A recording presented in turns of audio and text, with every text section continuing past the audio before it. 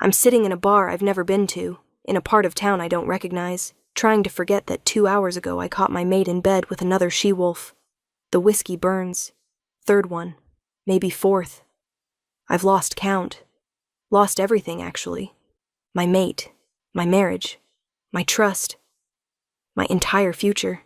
You look like you're trying to drink away bad memories, a voice says. Deep, commanding, unfamiliar. I look up. See a male wolf I don't recognize. Tall. Dark hair.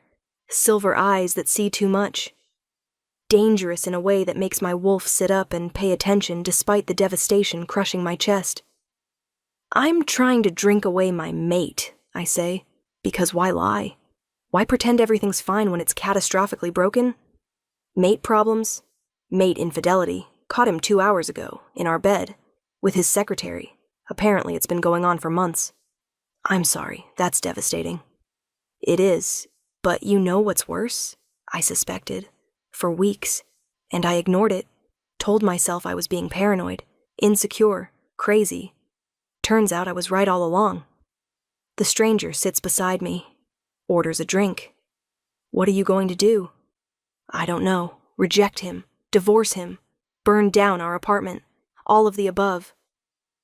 You could make him regret it, really regret it, in a way that hurts him as much as he hurt you.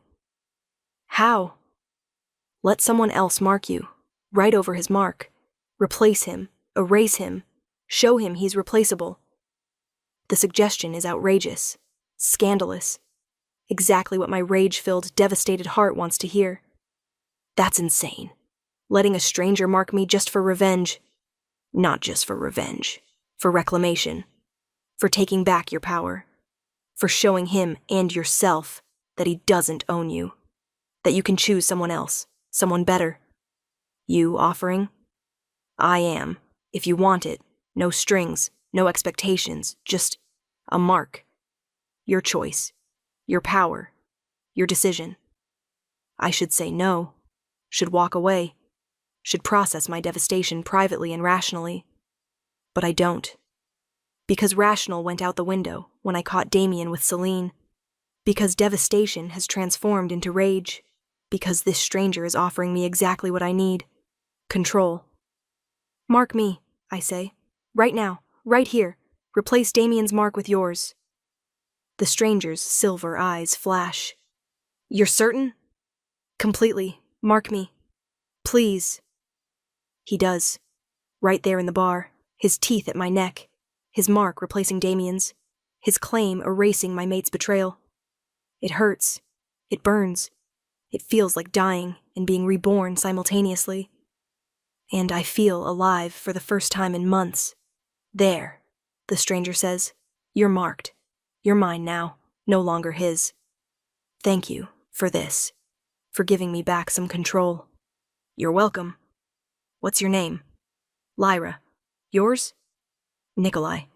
And Lyra, you should know something about the mark you just accepted. What? It's permanent. Binding. You just became my mate, officially, completely, irreversibly. What? You said no strings? I said no expectations, but marks are binding. You're mine now, as much as I'm yours. We're mated. For life. I stare at him. At this stranger. This dangerous silver-eyed male who just became my mate through a revenge mark I accepted without thinking. Who are you? I whisper. Really? Alpha King Nikolai Stormborn. And you, Lyra, just became my queen. My world tilts. The stranger wasn't a stranger at all. He was the king, and I just let him mark me, claim me, make me his queen through a decision made in rage and whiskey. This is either the best or worst decision of my life. I'm about to find out which. Chapter 1. The beginning, 3 years before. The meeting. 3 years before the bar, before the betrayal, before the mark. I met Damien. It was simple, ordinary, a pack gathering. He was Beta. I was nobody important. Just a regular she-wolf working at the pack library. I haven't seen you before, he said, approaching me at the bonfire. Are you new to the pack? I've been here for years. I just keep to myself, work at the library, stay out of pack politics. A reader. I like that. Intelligence is attractive. We talked for hours, about books, about pack life, about everything and nothing. By the end of the night, I was smitten. Can I see you again? He asked. Properly? A date? I'd like that. The courtship. The courtship was perfect. 3 months of dates, conversations, connection. Damien was attentive, interested, present. Everything I'd hoped for in a mate.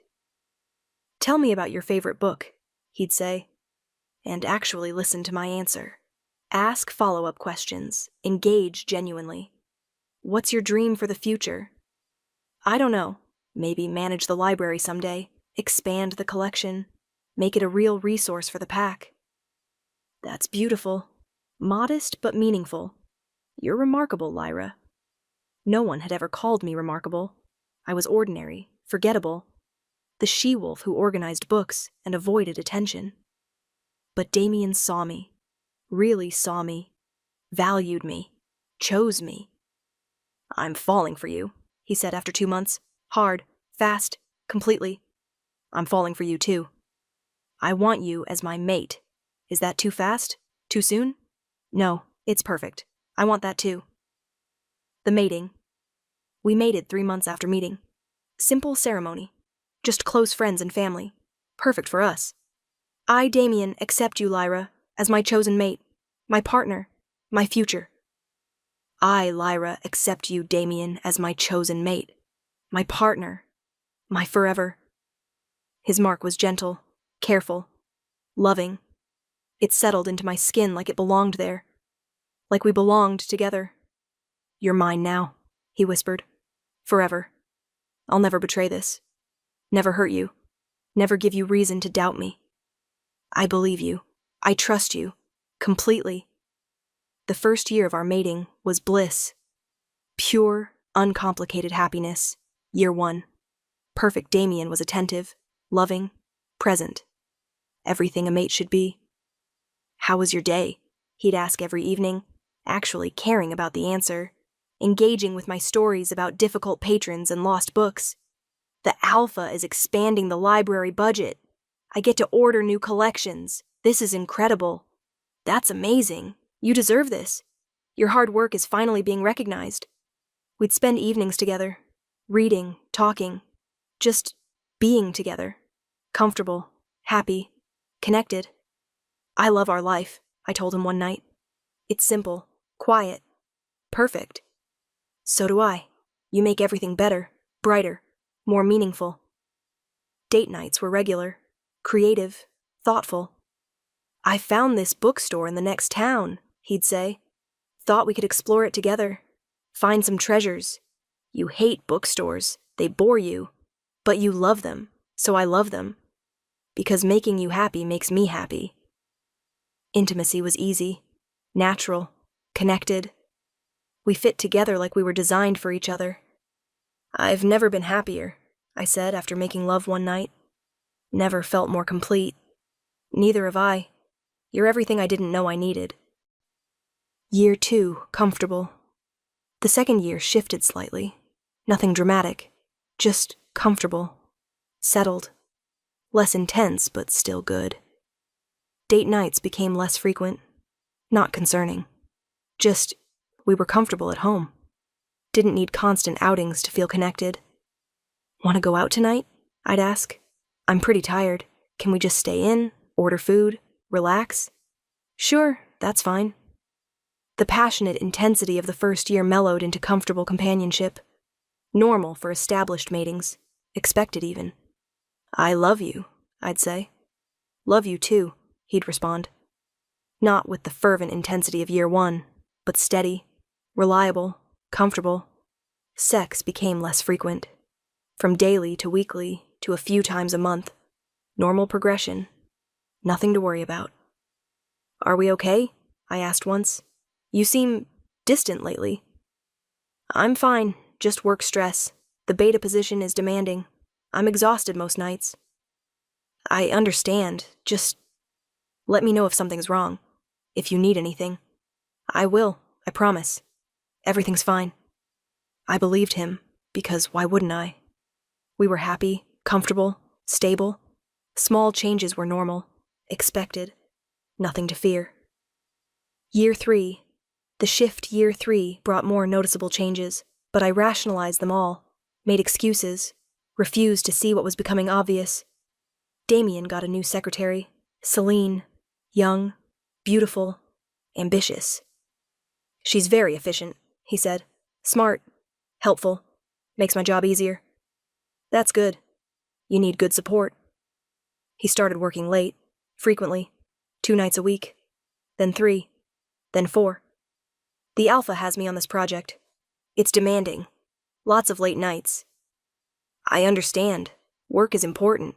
Just try to come home when you can. I miss you. I know. I miss you too. This project will end soon. Then things will go back to normal. But things didn't go back to normal. The late nights continued, became routine, expected. Phone calls interrupted dinners. Sorry, work emergency. I have to take this. He'd step away, talk in hushed tones, come back distracted. Everything okay? Fine, just work stuff. Nothing important. Our conversations became superficial, about schedules and logistics, not about thoughts or feelings or connection. How was your day? Fine. Yours? Good. Busy. That's good. Empty exchanges, going through motions, losing substance. Intimacy became rare, once a month, then once every 6 weeks, then even less. Are you not attracted to me anymore? I asked, voicing my fear, my growing certainty that something was wrong. Of course I am. I'm just exhausted. Work is draining. It's not about you. But it felt like it was about me, about us, about something breaking that I couldn't fix because I couldn't identify what was broken. The Secretary Celine's name came up constantly, in every conversation, every story, every explanation. Celine helped me prepare the presentation. Celine suggested this approach. Celine and I grabbed dinner while working late. Dinner. They were having dinners together. Work dinners, professional. Nothing inappropriate. Except my instincts screamed otherwise. You're spending a lot of time with Celine? I observed, trying to sound casual, not accusatory. She's my secretary. We work together. That's normal. I know. You talk about her a lot. More than seems necessary. Are you jealous? Of my secretary? That's absurd. I'm not jealous. I'm concerned. You're distant. You work late constantly. You talk about her all the time. It feels wrong. You're being paranoid. There's nothing inappropriate happening. Celine is a colleague. That's all. Then why do I feel like I'm losing you? You're not losing me. You're being insecure. I'm your mate. I'm not going anywhere. But his words felt hollow, like he was saying what he should say, rather than what he believed.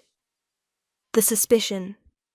3 months before I found them together, my suspicions became certainties I couldn't ignore. His scent changed, not dramatically, subtly, like he was spending time in places I didn't recognize, with people whose scents lingered. Female scents. Celine's scent. Faint, but present. Why do you smell like Celine? I asked one night. We work in the same office. Of course I smell like her. That's inevitable. This is different, stronger, like close contact, prolonged contact. We work closely, prepare documents together, collaborate on projects. That requires proximity. Reasonable explanation. Except my wolf didn't believe it. Neither did my heart. His phone became precious, guarded, never left unattended. Always face down. Who are you texting? I asked casually. Work. Always work. He'd close the message quickly, turn the screen away. Can I see? Why? Don't you trust me? I'm trying to, but you're being secretive. That makes it hard. I'm not being secretive. I'm maintaining professional boundaries. Work communications are confidential. He came home with Mark sometimes. Not obviously love bites, but suspicious bruises, scratches, explanations that didn't quite fit. What happened to your neck? Scratched it on a filing cabinet, clumsy. That looks like what? A scratch, which is what I said it was. Stop interrogating me. Our bond felt strained, like he was pulling away emotionally even when physically present. Do you still love me? I asked one night, desperate, needing reassurance. Of course. Why would you ask that?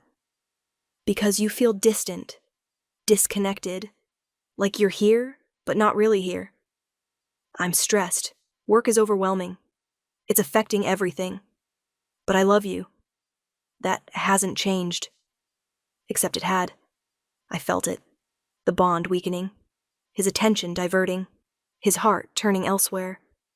I just didn't have proof. Just instincts. Suspicions. Fears.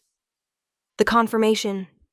2 weeks before I found them together, I got confirmation from an unexpected source. Damien's beta friend, Marcus, pulled me aside at a pack gathering. Lyra, can we talk? Privately? Sure. Is something wrong? I'm breaking protocol telling you this, but you deserve to know. Damien he's involved with Celine.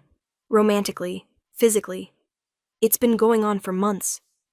The world stopped. My worst fear confirmed. By someone who had no reason to lie. You're certain? I've seen them together. After work, at her apartment. They're not even being careful anymore. Everyone knows except you. Everyone knows. How long has everyone known? A few months. We hoped Damien would end it. Come to his senses. Choose you, but he hasn't. It's gotten more serious. More blatant. You need to confront him. Does he love her? I don't know. He talks about her constantly. Seems infatuated. Whether that's love or just new relationship excitement, I can't say. But he's betraying you. Actively. Deliberately. That's undeniable. I thanked Marcus. Went home. Waited for Damien. We need to talk, I said when he arrived. Late. Smelling like her. About what? About you and Celine. About the affair you've been having for months.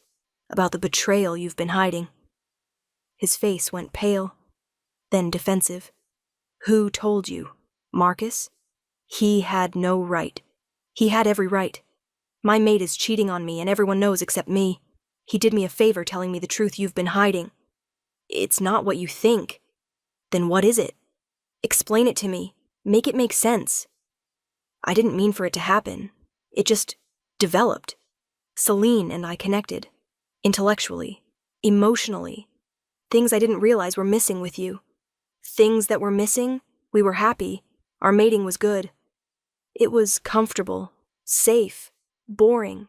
Celine is exciting. Passionate. New. I couldn't help falling for her. You could have chosen not to betray me. You could have talked to me. Worked on our mating. Anything except cheating. I know. You're right. I'm sorry. I'll end it with Celine. We'll work on us. Fix this. I don't want to fix this. I want proof. I want to see it with my own eyes. I want to catch you so there's no denying, no rationalizing, no gaslighting. The trap. I set a trap. Told Damien I was visiting my mother for the weekend. 2 days away. Gave him freedom to do whatever he wanted. Then I came home early. Quietly. Saturday evening. Let myself into our apartment. Found them in our bed. My mate and his secretary. Together. Undeniably. Devastatingly. Lyra.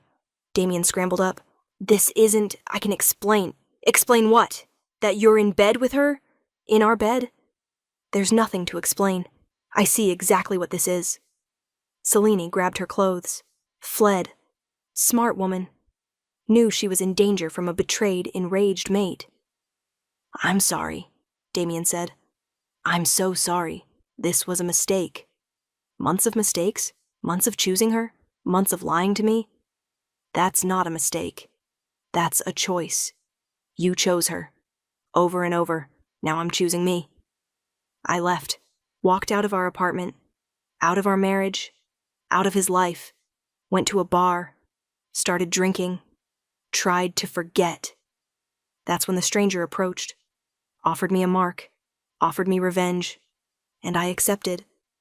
Because Damien destroyed me, and I needed someone, anyone, to make me feel powerful again, even if that someone was the Alpha King. Chapter 2. The Aftermath. The Realization.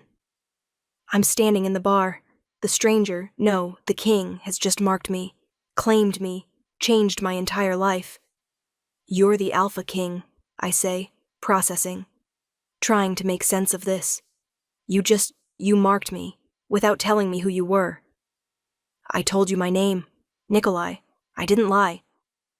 You didn't mention the king part. That's a significant detail. Would you have let me mark you if you knew? No, of course not. I would have run. This is insane. Exactly. You needed the mark. Needed to reclaim your power. Needed to move forward. My title would have stopped you from doing what you needed to do.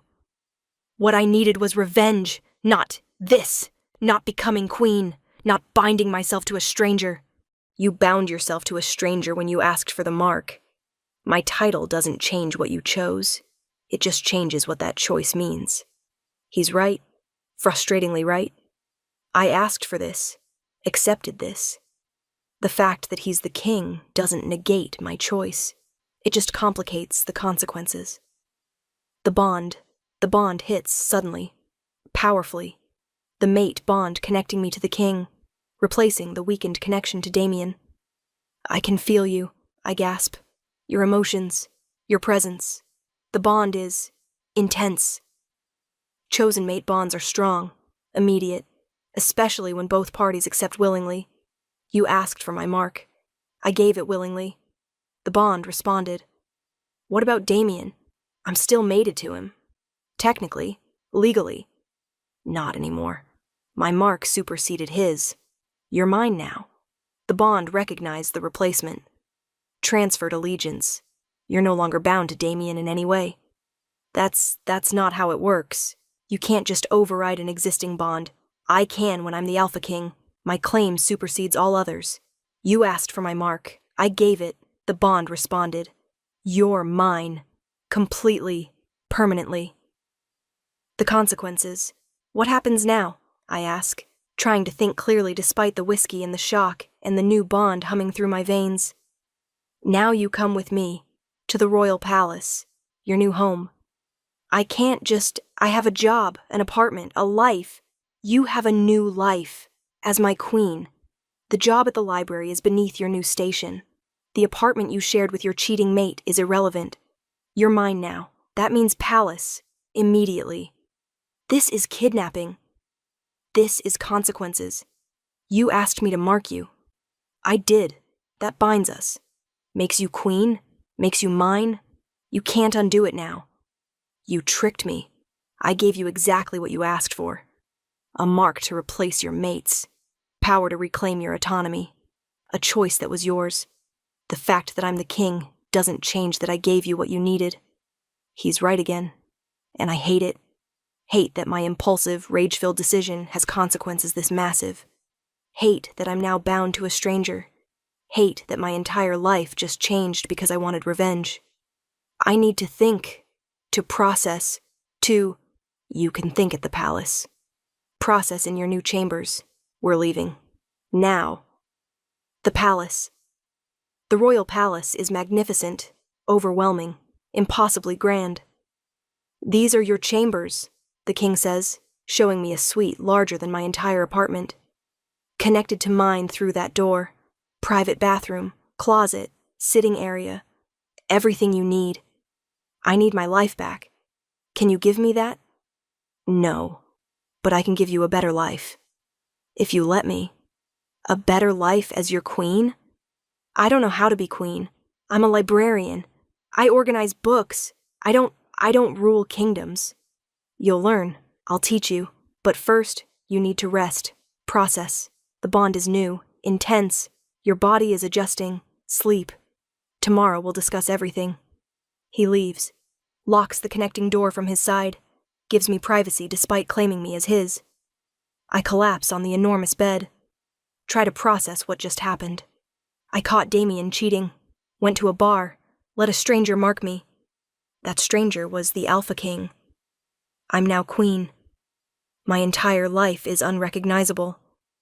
This is either the best revenge or the worst mistake. I'm terrified to discover which. The morning I wake in the palace. For a moment I think it was a dream, a whiskey-fueled hallucination. Then I feel the mark on my neck, the king's mark, fresh, permanent, real. Oh gods, it actually happened. A knock on the door. Your Majesty? I'm Clara, your personal attendant.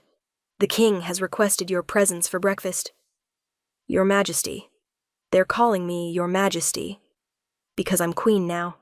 Because the stranger's mark made me royalty. I'll be right there. I dress in my own clothes, jeans, t-shirt, completely inappropriate for royalty, but all I have. Clara leads me to a private dining room. The king is already there, looking, regal, powerful, completely different from the dangerous stranger in the bar. Good morning, Lyra. Did you sleep well? No, I had nightmares about accidentally becoming queen through a revenge mark. Oh, wait, that actually happened. He smiles, actually smiles. Your sarcasm is refreshing. Most people are too intimidated to speak to me honestly. I'm too angry to be intimidated. You tricked me. I gave you what you asked for. That's not trickery. The conversation. We need to discuss what happens next, the king says. You're my mate now, my queen. That comes with responsibilities, expectations, duties. I didn't sign up for responsibilities.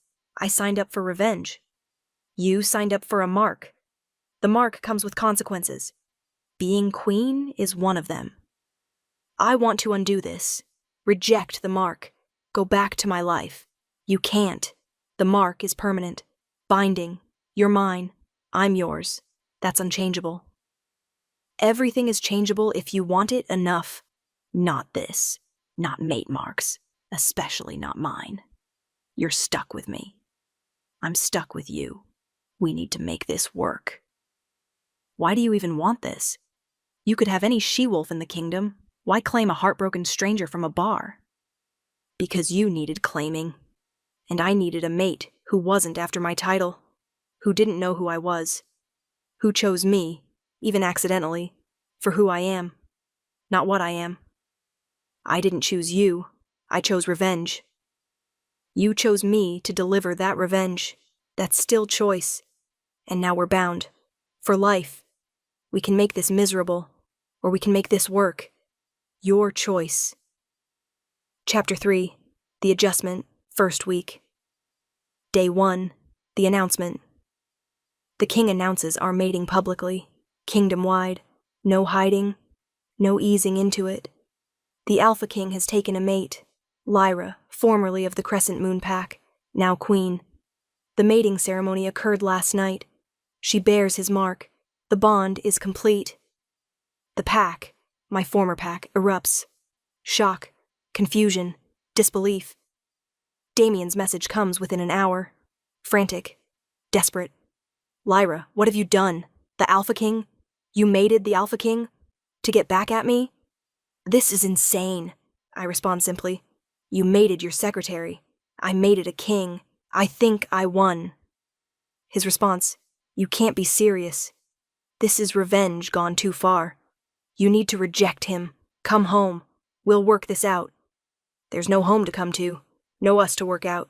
You chose Celine. I chose someone better. Move on. I block him. Because engaging is pointless. He's my past. The king is my present. However, accidentally. Day 2. The learning day. 2 brings lessons. Endless lessons. On protocol, etiquette, queenly behavior. Stand straighter. Shoulders back. You're queen. Carry yourself like it. I've been queen for 2 days. Can't I get a grace period? No, every wolf in the kingdom is watching. Judging. Questioning why the king chose you. You need to prove you belong. Immediately. But I don't belong. I'm a librarian who made a drunk decision. I'm not queen material. You're whatever you choose to be. Choose to be queen. Act like it. Believe it. Become it. The instructors are merciless, correcting every movement, every word, every gesture. Don't slouch. Don't fidget. Don't speak unless spoken to in formal settings. Smile, but not too much. Be approachable, but maintain distance. Be warm, but authoritative. Impossible contradictions. I'm failing constantly, proving everyone right that I don't belong. This is hopeless, I tell the king that night. I can't do this. Can't be what everyone expects. Then don't be what they expect. Be yourself. The she-wolf I marked. The one who faced betrayal with courage. The one who chose power over victimhood. That's the queen they need. Day 3. The first appearance. Day 3 requires a public appearance. A formal dinner with nobles and pack leaders. I'm wearing a gown. Expensive. Beautiful. Completely foreign to who I am. You look beautiful, the king says. Not empty flattery, genuine observation. I look like I'm playing dress-up, like a child in adult clothes. You look like a queen. Trust me. The dinner is terrifying. Hundreds of wolves. All watching, whispering, judging. That's the new queen? The king's sudden mate?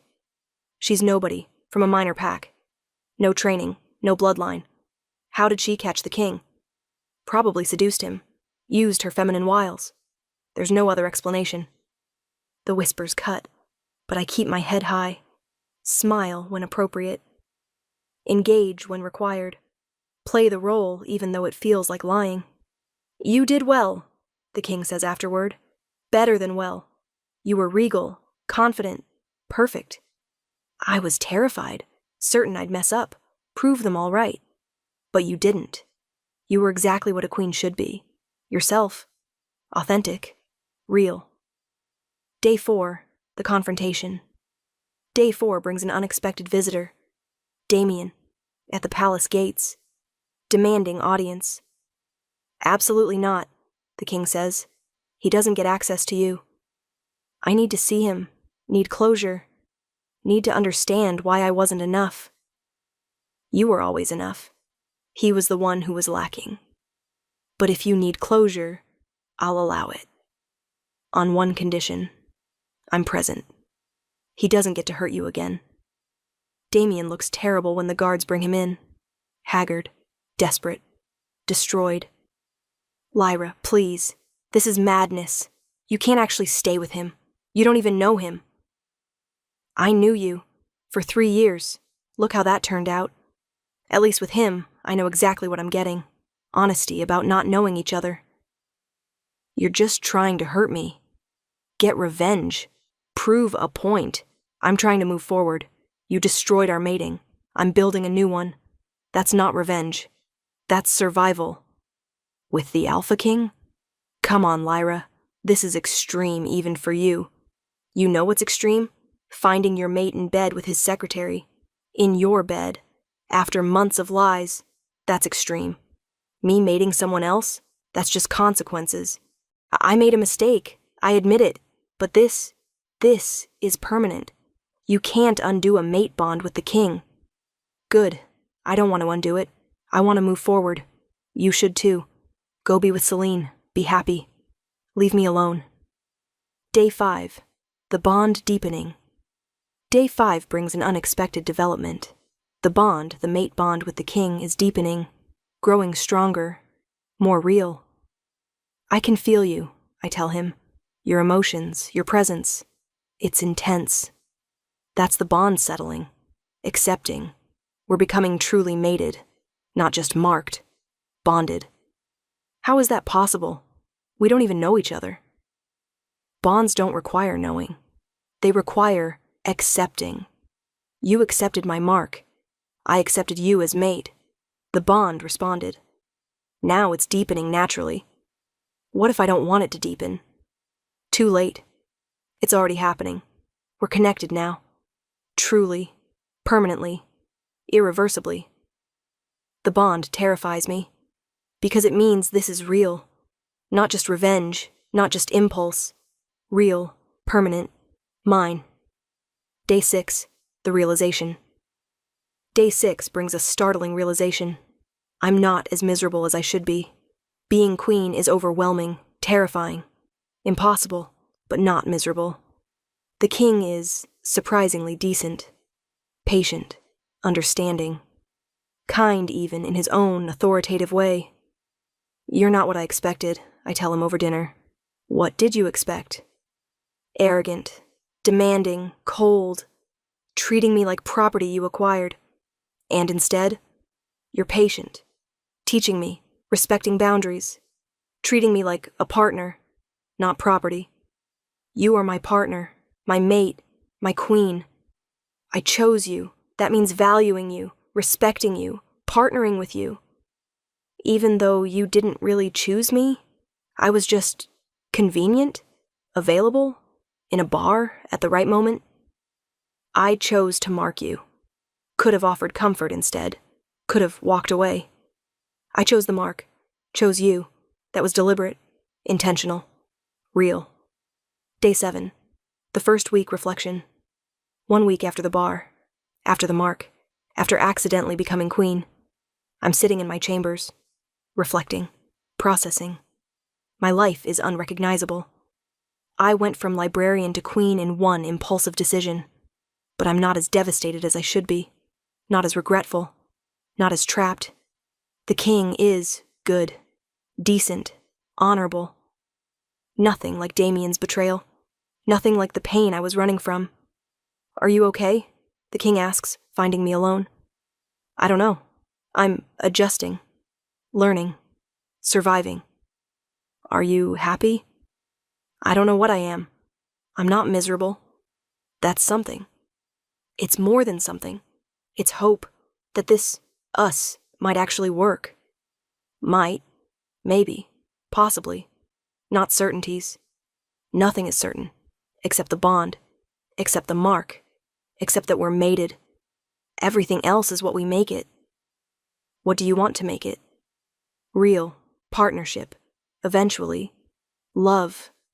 If you're willing. Love. The word terrifies me. Because Damien taught me that love can become betrayal. That mates can choose others. That forever means nothing. But the king is different. Chose me when he didn't have to. Marked me, knowing it was permanent. Values me, despite barely knowing me.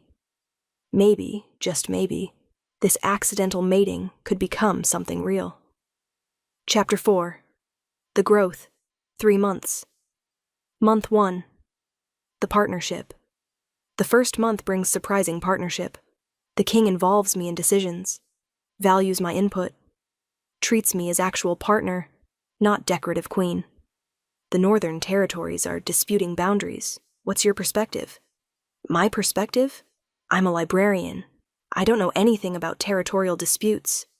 You're intelligent, observant, analytical. Those skills apply to everything. What do you think? So I think. Analyze, offer perspectives, and he listens. Actually listens, implements suggestions. You're good at this, he observes.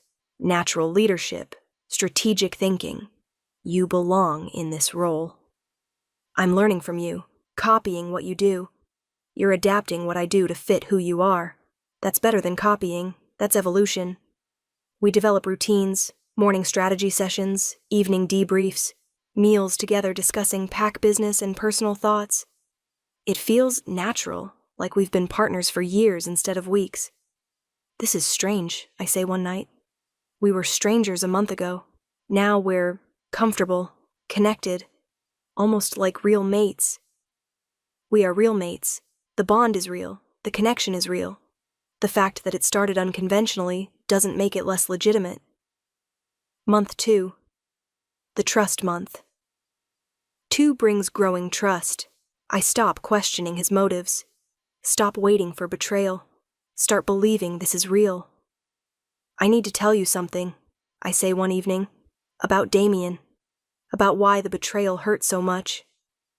You don't have to tell me anything you're not ready to share. I want to.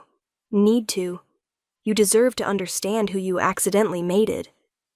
So I tell him about the 3 years with Damien, the happiness that became comfortable then distant, the gradual loss of connection, the suspicions I ignored, the betrayal I discovered.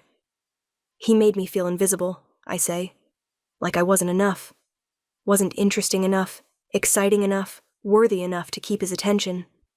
Celine was new, exciting, everything I wasn't. You are exciting, interesting, worthy. He was the one lacking, not you. How do you know? You barely know me. I know you survived betrayal with dignity. Know you chose power over victimhood. Know you're learning to be queen despite having no preparation. Know you're remarkable. That's enough. His words heal something broken inside me. The part that believed Damien's implicit message that I wasn't enough. Month 3, the feelings. Month 3 brings feelings I didn't expect. Real feelings. For the king. For Nikolai. I think I'm developing feelings for you, I admit, terrified. Vulnerable. Honest. What kind of feelings? Romantic feelings. Attraction. Possibly. Love. I don't know. It's terrifying. Why terrifying? Because I loved Damien and he betrayed me. Because love hasn't protected me before. Because feelings make me vulnerable to pain. I'm not Damien. I won't betray you. The bond wouldn't allow it even if I wanted to. Which I don't. I choose you.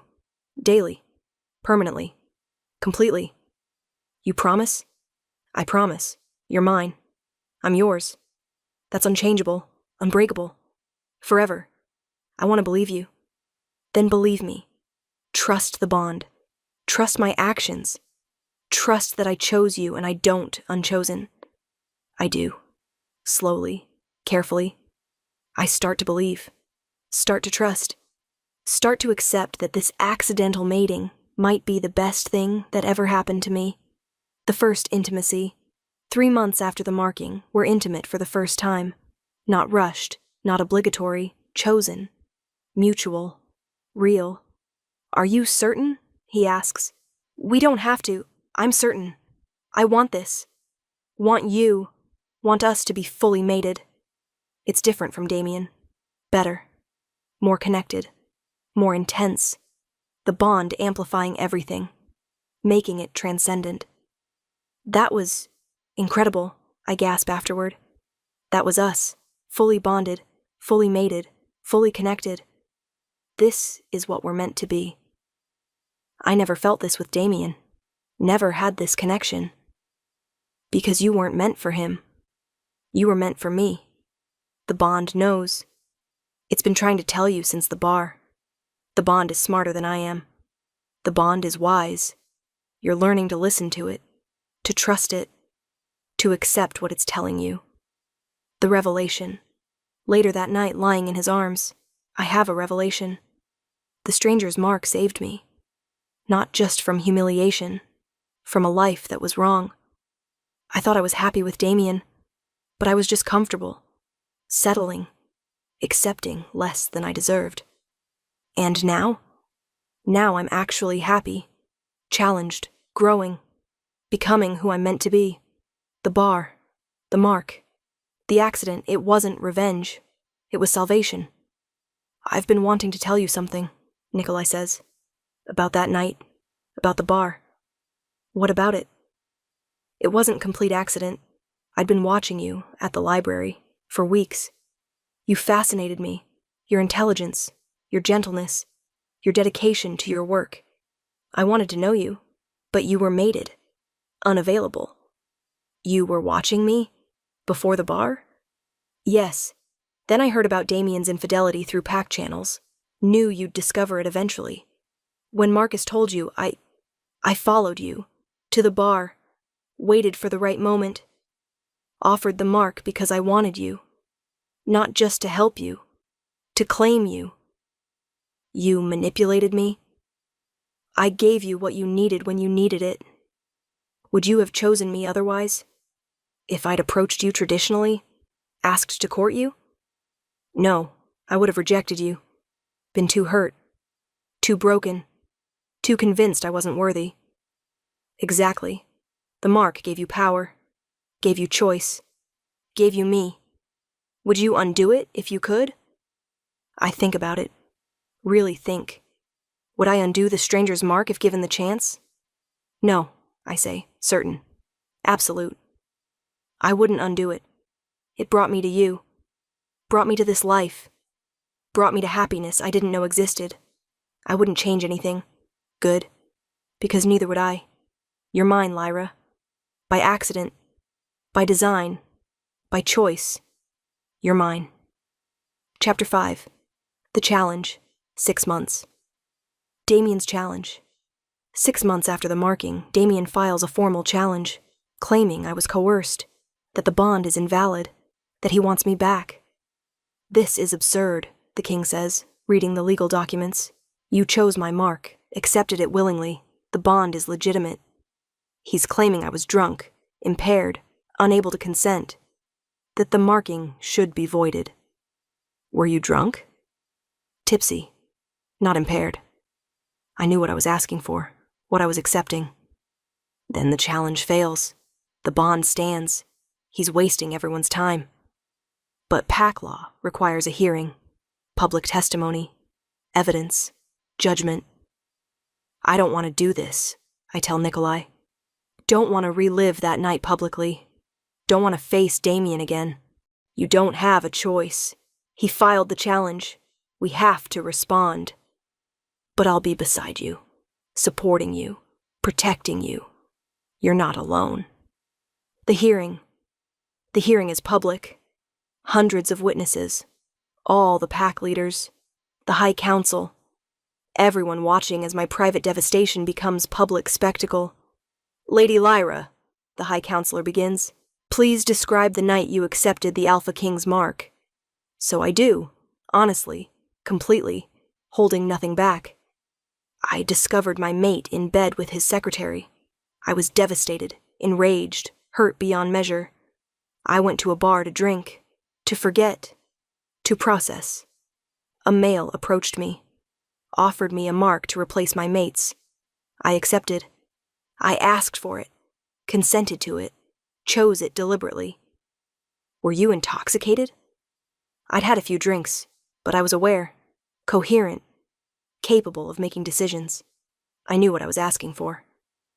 Did you know the male was the Alpha King? No, I knew his name was Nikolai. Nothing more. But that doesn't invalidate my choice. I chose the mark. His identity doesn't change my consent. Damien's testimony. Damien takes the stand, desperate, manipulative, lying. Lyra was devastated when she found me with Celine, irrational, not thinking clearly. She couldn't have made a sound decision in that state. Did she seem impaired when you saw her last? She was emotional, angry, out of control, but mentally competent, capable of speech, capable of walking away. Well, yes, but then she was capable of making decisions, including accepting another mate's mark. She did it for revenge, to hurt me, not because she actually wanted. Her motivation doesn't invalidate her consent. She chose the mark, accepted it willingly. That's binding. The king's testimony. Nikolai testifies next, calm, authoritative, unshakable. I offered Lady Lyra a choice. She could accept my mark or walk away. She chose to accept, explicitly, verbally, clearly. I honored her choice, marked her with her consent. The bond formed naturally, legitimately, permanently. Did you disclose your identity? I gave my name. Nikolai. That's my identity. My title is a position, not my person. She chose me, not my crown. That makes the bond more legitimate, not less. Did you coerce her? Absolutely not. She was angry, hurt, seeking power. I offered it. She accepted. That's consent. Clear, unambiguous, binding. The judgment. The High Council deliberates for hours. Finally, they return with judgment. The bond between Alpha King Nikolai and Queen Lyra is legitimate, formed through mutual consent. Both parties capable, both parties willing. The fact that Queen Lyra was emotionally distressed does not invalidate her capacity to consent. The fact that she didn't know the king's identity doesn't invalidate her choice. She chose the mark. She accepted the bond. It stands. The challenge is dismissed. The mate bond remains intact. Former mate Damien has no claim. No right to pursue reclamation. The matter is closed. Damien rages, protests, is removed by guards. His last desperate attempt to reclaim me failed. The aftermath. It's over, Nikolai says afterward. He can't challenge again, can't claim you, can't interfere. You're mine. Permanently. Legally. Completely. I was always yours, since the moment you marked me. But having it confirmed, validated, that helps. Do you regret it? Any of it? The bar, the mark, the bond? No. I regret Damien. Regret the 3 years I wasted on him. But the mark? The bond? You? I don't regret any of that. Best accident of my life. Not an accident. Fate. Destiny. Whatever we call it. We were meant for this. Meant for each other.